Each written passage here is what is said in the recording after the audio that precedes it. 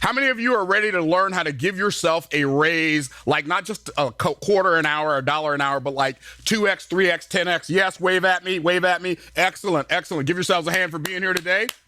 I'm going to share with you the master key. If you're taking notes, that's a writer downer. The master key to giving yourself a raise is to understand the 4 levels of value. And it's really interesting that for 4 levels of value, if you will apply this principle to your business, it will take your revenue to a whole new level.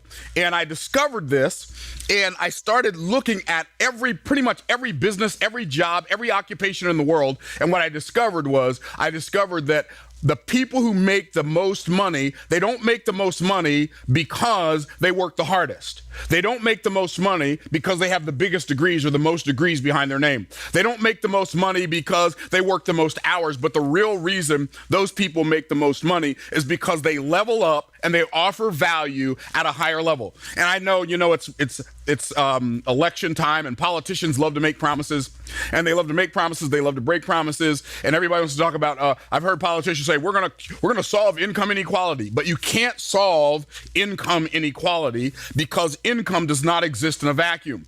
Income is the result of something. For every action, there's an equal and opposite reaction. So if income is the reaction, then what is the action that causes that reaction? And it is offering value in the marketplace. And the mistake most people make when they're attempting to make more money is they attempt to offer more value at their current level instead of leveling up and offering value at a higher level. And that's what I'm going to talk to you about today. So there are 4 levels of value. And if you look at it like a staircase, it looks like this. 4 levels of value. The lowest value makes the least amount of money. The highest value makes the highest amount of money. And on the lowest level of value, you're going to find implementation. And this is a good time for me to give you an aside. And an aside, just a little side note to help you understand why this works this way. See, money, most people think that money is materialistic. They think, well, I don't really care that much about money. I'm not that materialistic. But when I hear people say that, I say, which is it? You don't really care that much about money, or you're not that materialistic? Because the essence of money is not materialistic. The essence of money is spiritual. And when I say the essence of money is spiritual, what I mean by that is only spiritual things can be in 2 places, more than 1 place at a time. Like I have money in my phone on my Apple Pay, or my Apple Pay. I've got money in my wallet on my debit cards. I've got money in my checkbook, and I've got money in the bank, and it's all the same money, but it's in multiple places at the same time. That's one reason I know that money is spiritual. Another reason I know that money is spiritual, as a result, I'm talking about, money is a spiritual result because the value of money, it's not backed by anything physical. Like this says $20. So what makes a $20 bill? I've got like a couple of them in my hand. What makes a $20 bill worth $20? Well, it's not backed by anything, so it's not some physical thing that creates the value. The thing that creates the value is the fact that, number one, it says $20, which means this is worth 20 times $1, and the fact that you and I believe it is. Well, so the real thing that creates the value of money is, number one, the message it carries, $20. Number 2, the faith that it creates. You believe it's worth 20, I believe it's worth 20, so we're willing to exchange $20 worth of value for a $20 bill. You say, Myron, what does that have to do with anything? Well, the reason it's hard to make a lot of money on the lower levels of value is because you are using a physical resource or a resource that's not that spiritual to produce a spiritual result. So implementation is the lowest level of value. And the resource that you use at this level is you use your muscles over time. And for using muscles over time, you get paid $10 an hour, $15 an hour, $20 an hour. If you're an attorney, you might get $150 an hour, $250 an hour, $400 an hour. But until you learn to disconnect your revenue generation from time, you will always be stuck with an income ceiling. And implementation, I'm not saying that implementation is not valuable. I'm just saying that the marketplace values it the least. I stayed at the Hilton Garden Inn last night. When I checked in, I went in, the room was clean. Why was the room clean? Well, because they have people there called housekeeping staff that clean the room. I submit to you that at the Hilton Garden Inn here in Idaho, where I stayed last night, the housekeeping staff makes less money than anybody else who works for the hotel. but they are the hardest working people. So how many of you have been taught that if you want to make more money, you have to work harder? Well, I see all those hands going up. Exactly. Well, but the reality is working harder doesn't always equate to more money. If you don't believe me, ask the housekeeping staff. And by the way, if you are an implementer, if you're operating down here, I know exactly how much money you make. You make somewhere between minimum wage and $80,000 a year. You make minimum wage if you're working at Taco Bell maybe, and you're making tacos or 7-layer burritos, and you make $80,000 if you're a high-end mechanic working on a Rolls Royce or a Bentley or something. But the reality is you're still stuck with an income ceiling. Why? You're using your muscles over time to make money. That's why you can't make any more money. And it doesn't matter how good you are down here, you are at a level that only pays to a certain amount. Well, the next level of value is called unification. And on the unification level, you are no longer the person who does the thing. Down here, implementation, you are the person who does the thing. Here, you're not the person who does the thing, you're the person who manages the people who do the things. And the skill, the resource that you use on this level, you use your management skills to make money. You exchange management skills. You manage the people who do the thing. And because you're managing people, that requires a higher spiritual acumen than doing the thing yourself, because you're managing people and you're making sure that people are getting their work done and they're not robbing the company blind and they're not sleeping in the bathroom when they're supposed to be working. And so because you're operating at a little higher spiritual level, then you get to make a little bit more money. On this level, your income, because you're using your management skills, is going to be somewhere between $40,000 a year and maybe $250,000 a year, but it's still a ceiling. Now, $250,000 is a higher ceiling than $80,000, but it's still a ceiling. And for me, I don't know about you, but how many of you, when it comes to your income, you like floors but no ceilings? Wave at me. Floors, no ceilings. Where are my people? Okay, exactly. So what we have to do is we have to figure out how to level up to where fortunes are made. And when we cross this barrier right here, this is where the fortunes begin to be made, on the two higher levels of value. The next to the highest level of value is called communication. And on the communication level, you use your mouth to make money. Why? Because language, as I already said, language is spiritual. Why do I say language is spiritual? Language is spiritual because language represents something that's not actually there. Like if I say desk, I can talk about a desk. You can envision a desk in your mind, but the desk doesn't have to be there. You can see the desk, right? And so language is spiritual because it's something that only spiritual beings have. And so if you really want to give yourself a raise, get better at communication. Use your mouth to make money. If you operate on this level, you're going to make on the low end somewhere between $100,000 a year, and on the high end, you could make $100 million a year.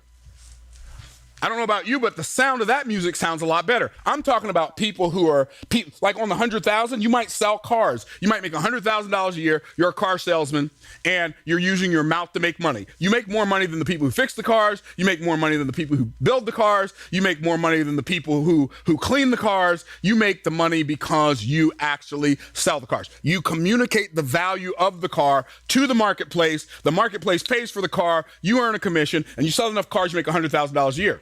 But also you have authors, you have speakers, you have coaches, you have consultants, you have speakers, actors, singers, songwriters, playwrights, talking heads, politicians. These are the people who use their mouth to make money, and they communicate a message to the marketplace that causes the marketplace to see that the value that they have to offer is worth more than the money that they have to exchange for that offer. Does that make sense to everybody? Wave at me if it makes sense to you.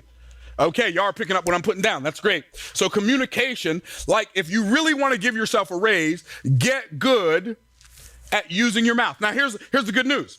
Here's the good news. All of you have one. You all have a mouth. But most of us, because we've been lied to about money our whole life, and we've been told if you want to make more money, you have to work harder. Nobody ever said, if you want to make more money, you got to learn how to talk better.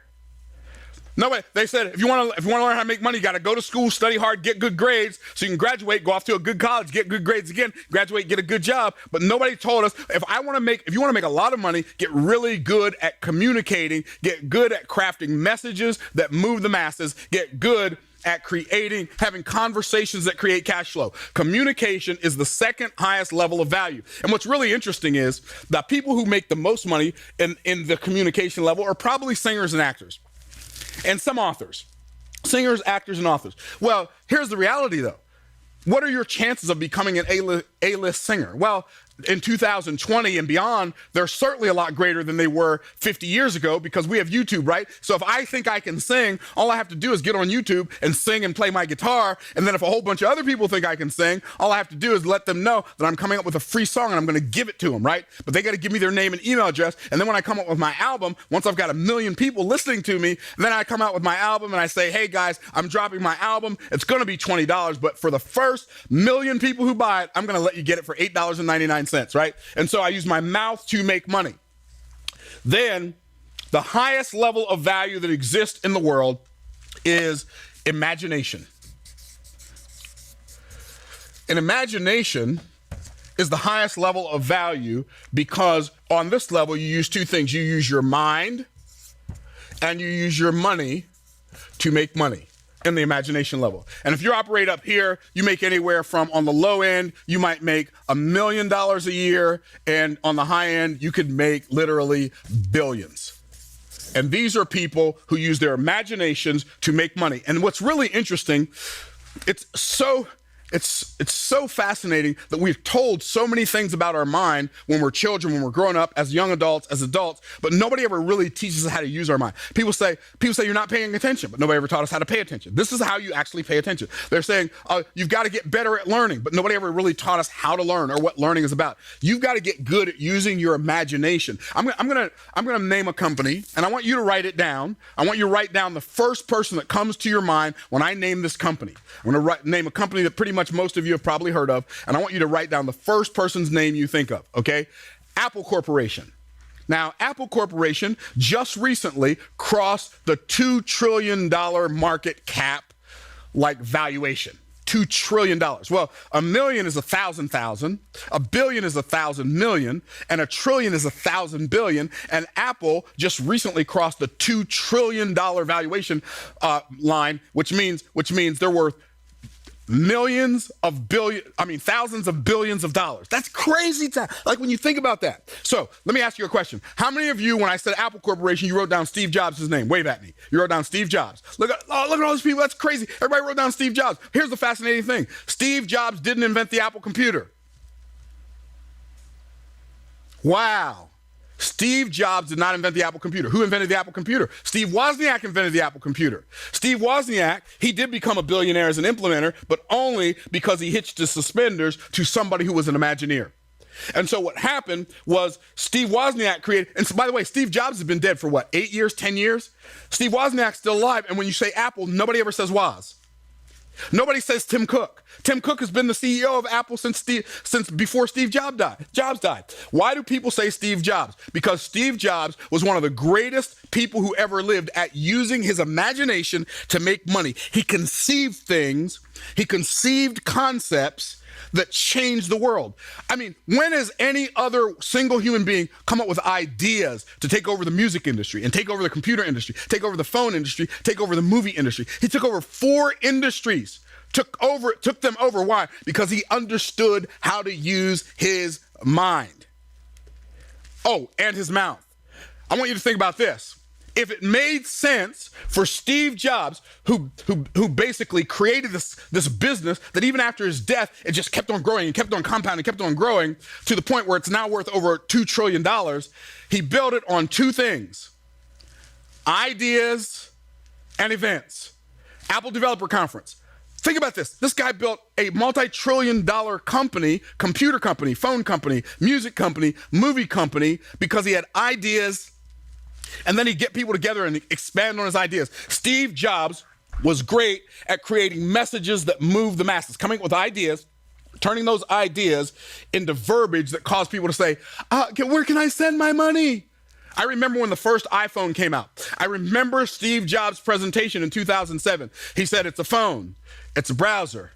It's a phone, it's a browser, it's a music player. It's a phone, it's a browser, it's a music player. It's a phone, it's a browser, it's a music player. He said 3 things, and he kept saying it over and over and over again. And when they launched the iPhone, they started promoting it in like March or April of 2007. It came out in July of 2007. And I happened to be on vacation with my family in Hawaii at that time. And I wanted an iPhone so bad, like nobody wanted an iPhone more than me. And so I got to the only store on the entire island that sold iPhones, the AT&T store. And when I got there, the line went around the building, and I counted the people in front of me. There were 112 people in front of me, and the store only received 8 iPhones. Talk about pinned up demand. How did he create it? Imagination and communication. Imagination and communication. And when you get good at conceiving ideas that change the world and communicating those ideas to the world in such a way that they say, well, where can I send my money? That's when you will give yourself a pay raise. It could be 2x, it could be 3x, it could be 10x, it could literally be 100x. When I think about the fact that back in the days when I used to be an implementer, I was a trash man making $6.25 an hour. And now sometimes in 1 hour, I make more money than I used to make in an entire decade because I don't work down here anymore and I don't work here anymore. I only work on these 2 levels. That's where I spend all of my work time. And if you want to give yourself a raise, that's where you got to spend all your work time. So what do you want to use your mind to do? Well, the 2 things that you've got to use your mind to do if you want to take your life and your revenue and your business to another level, you've got to, number 1, use your mind to learn. To learn. And most people don't understand what learning really is because the miseducational, misdirectional system, AKA the government indoctrination camps, schools, whatever you want to call them, they made us believe that the purpose of learning is knowing. So what we would do is we'd memorize a bunch of information that somebody else told us was important. We could regurgitate it on a test. If we passed the test, they told us we were smart and that we had learned something. But did we really learn something? Because knowing is not the purpose of learning. You say, Myron, knowing is not the purpose of learning? No. Knowing is not the purpose of learning. The purpose of learning is mastery. What is mastery? I'm going to give you a definition for mastery, but the purpose of learning, I'm doing this as quickly as I can, equals mastery. You say, Myron, what's mastery? Well, mastery is the ability to execute effortlessly without the use of conscious resources. I'm going to say it one more time. The ability to execute effortlessly without the use of conscious resources. Do you remember when you learned how to tie your shoe? Do you remember how much energy, how much concentration, how much focus it took? And you're like, and then you tied it. It was so loose that like as soon as you took your first step, it was going to fall apart, right? Because you were just learning how to tie your shoe. But now when you tie your shoe, you can tie your shoe, talk on the phone, chew gum, have a conversation, and do 16 other things at the same time because it requires none of your conscious resources. When you get to the point in your life and in your business where you take the skills that are necessary for your business to be successful and you relegate those to the realm in your mind of mastery so you can execute them effortlessly without the use of conscious resources, then and only then do you have the ability to take your life and your business to the next level. So what is the process of mastery? So the purpose of learning is mastery. What's the process of learning? The first part of the process of learning is being able to receive. What does that mean? That means you must be teachable. Like, I was just sitting in the back room when Russell was talking, and I asked Melanie, I'm like, how is it I've heard this guy like hundreds of times, and every time he opens his mouth, I learn something new, right? Because I am ready to receive. So you got to receive. Number 2, you have to perceive. What's perceive mean? That means you have to be observant. You have to pay attention. You have to see what's going on. There's a book called Mastermind, How to Think Like Sherlock Holmes. It's really interesting concept, like learn how to pay attention to things, okay? So you receive, perceive, conceive. What's conceive mean? It means be creative. Use your mind to come up with new ideas that change people's lives. And then the last one is you've got to be able to retrieve, and that's being practical. When you can do those things, you can take your life to another level. The last thing you want to use your mind for, not just learning, the other thing you want to use your mind for, which is probably even more important than learning, this because I believe this is your greatest superpower, and that is expectation. And you got to learn how to use your mind to empower your expectations. So what do I mean by that? What I mean by that, and I'm going to close on this one, most people use their mind, which is their most powerful resource. It's their greatest superpower. Most people use their minds against themselves. What does that mean? Well, expectation, I believe, is your greatest superpower. If you are like most people, you use that superpower to give energy to outcomes that you do not desire. One of the things you got to do, learn to do, if you're going to take your life to another level, is only give energy to outcomes you desire and recognize that the only thing that is impossible for you is the idea that something is impossible for you.